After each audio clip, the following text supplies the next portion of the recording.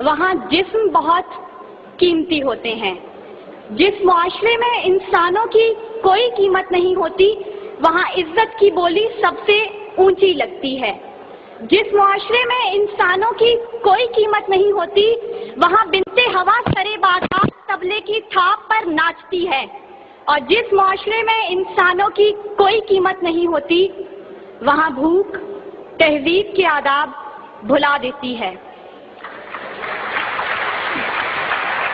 یہاں ہوس کے پجاری سیاہ راتوں میں سفید جسموں کا جیون سیاہ کرتے ہیں، یہاں پہ ناچتے پیروں کی تھاپ بکتی ہے، یہاں پہ جاگتی آنکھوں کے خواب بکتے ہیں، یہاں پہ پھول سے ہونٹوں کی پیاس بکتی ہے، یہاں پہ جسم ہے بکتے شباب بکتے۔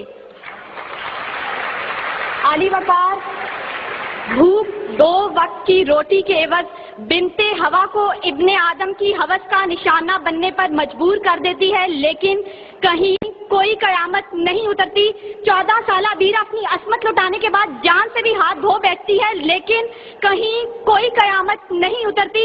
تھر کی جلتی ریت پر ننگے پاؤں چلنے والی قوم کا صدر اسلام آباد کی سڑکوں پر مرسیڈیز میں سفر کرتا ہے، لیکن کہیں کوئی قیامت نہیں اترتی۔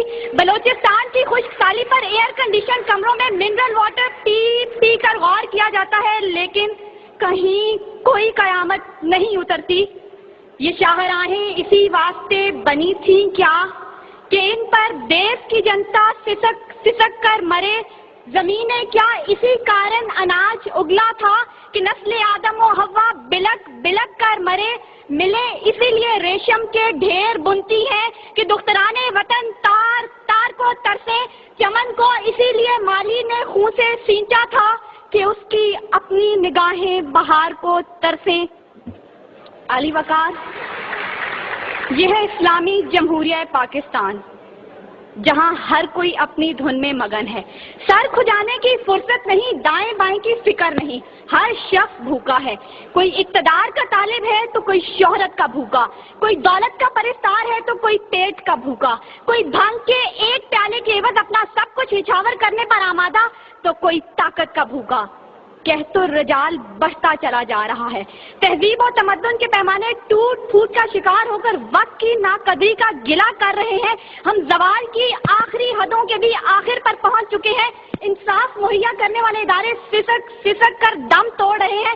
ہر طرف سے ایک ہی پکار سنائی دیتی ہے، بھوک تہذیب کے آداب بھلا دیتی ہے۔ عالی وقار سنیے، اگر آپ سن سکتے ہیں کہ جب بوڑھے پروفیسر کو 6 ماہ تک پینشن نہ ملی تو اپنی کن پٹی پر پستول رکھ کر بولا تھا، میرا پاکستان ہے یہ تیرا پاکستان ہے۔ سنیے اگر آپ سن سکتے ہیں جب تسنیم سولنگی بھوکے کتوں کا نوالہ تر بنی تو بولی، پڑے ہیں گم کٹہرے عدالتیں چپ ہیں۔ سنیے اگر آپ سن سکتے ہیں جب مزدور شام کو خالی ہاتھ گھر لوٹا تو اپنے بچوں سے نظریں چراتے ہوئے بولا ہے، تلخ بہت بندہ مزدور کے اوقات۔ سنیے اگر آپ سن سکتے ہیں کہ وزیر اعظم کی کھلی کچہری میں خود سوزی کرنے والا شخص بولا تھا، میں بھی پاکستان ہوں تو بھی پاکستان ہے۔ سنیے اگر آپ سن سکتے ہیں جب جاگیردار کے دستگیر غریب ہاری کی بیٹی کو اٹھا کر لے کے گئے تھے تو وہ بولا تھا، آواز دو انصاف کو، انصاف کہاں ہے؟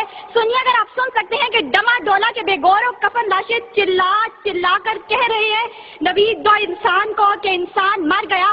سنیے اگر آپ سن سکتے ہیں ڈاکٹر عافیہ صدیقی آج بھی سراپا سوال ہے، ذمہ دار کون؟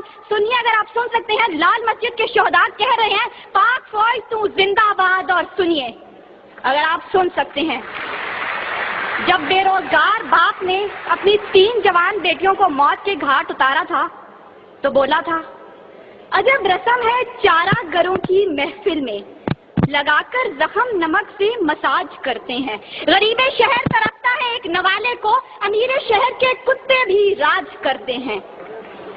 عالی وقار بھوک تہذیب کے آداب بھلا دیتی ہے۔ غربت سے مجبور لوگ اپنے بچے بھون کر کھا جاتے ہیں، اپنے گردے اور آنکھیں بیچ ڈالتے ہیں، اپنی 8 سالہ بچیاں دلالوں کے حوالے کر دیتے ہیں، اپنے خاندان کے ساتھ آگ میں کود جاتے ہیں، دریاؤں سمندروں میں چھلانگیں لگا دیتے ہیں، پنکھوں کے ساتھ لٹک جاتے ہیں، ٹرین کی پٹری کے آگے لیٹ جاتے ہیں۔ غربت، ظلم اور مہنگائی سے مجبور لوگ اپنے معصوم بچوں کے گلے کاٹ دیتے ہیں۔ عالی وقار صدارت، وزارت اور عمارت کے بھوکے تہذیبی اقدار کو پامال کر دیتے ہیں.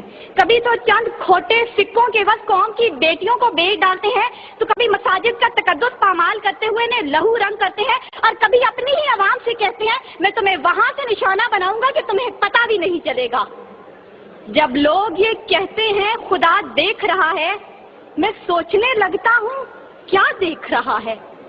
علی وقار، اس سے پہلے کہ بھوک اس ملک کو کھا جائے، اس سے پہلے کہ لہجے بے آواز ہو جائیں، سر سنگیت سب بے ساز ہو جائے، ملت اسلامیہ کی یہ بیٹی، ملک و قوم کی بیٹی اور آپ کی بیٹی آپ سے استدعا کرتی ہے خدارا اس بوڑھے باپ کا سہارا بن جائیے جس کے بیٹے نے خود سوزی کی. خدارا اس عورت کے آنسو پوئنٹ ڈالیے جس کی بیٹی جاگیردار کی ہوس کا نشانہ بنی. اور خدارا ان معصوم بچوں کے سر پر دستے شفقت رکھیے جن کا باپ پولیس مقابلے میں مارا گیا.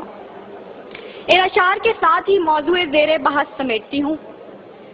ستم ظریفی وقت نے کلیوں کی نزاکت کو، دلوں کی محبت کو اس طرح سے مسئلہ ہے، اس طرح سے کچلا ہے کہ زندگی اذیت ہے اور سانس کی بھی قیمت ہے. کس کا ہاتھ ہے جو خون سے رنگا نہیں، کس کا گریباں ہے جو گرفت سے بچا نہیں. صدائے موت آتی ہے شہر بھر کی گلیوں سے، خون کی بو آتی ہے پھولوں اور کلیوں سے. شکریہ.